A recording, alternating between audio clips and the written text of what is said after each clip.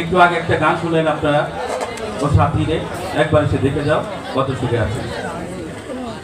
এই জন্য কথাটা বললাম, বিগত দিনে আমরা 15-16 বছর যাবৎ একই সাথে এইভাবে আমরা বসতে পারিনি, কথা বলতে পারিনি। অনেক মনে করে যে ধানটা বুঝি শুধু প্রেম ভালোবাসা না, এটা সকলের সাথেই ভালোবাসা, মা বাবার সাথে, ভাই বোনের সাথে, সবার সাথে ভালোবাসা। তো আমি আশা করব আপনারা সবাই ভালো থাকবেন, সবার জন্য দোয়া করবেন। আমাদের ইরফান ইফতেখার অমির সাহেবের জন্য দোয়া করবেন।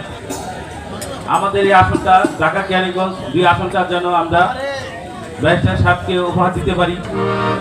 আর আমরা আরেকটা খেয়াল করবো, এতদিন আমরা মনের আনন্দে কথা বলতে পারিনি, কার সাথে দেখা সাক্ষাৎ করতে পারিনি, একসাথে বসতেও পারিনি।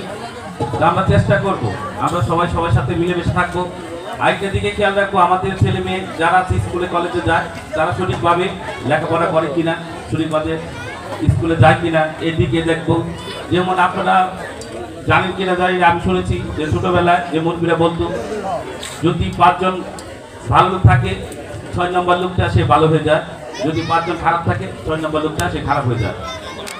আমি বিশেষ কিছু বলবো না, গানের আয়োজনে আমি দোয়া চাই আপনাদের সকলের কাছে, আমার জন্য দোয়া করবেন, আমাদের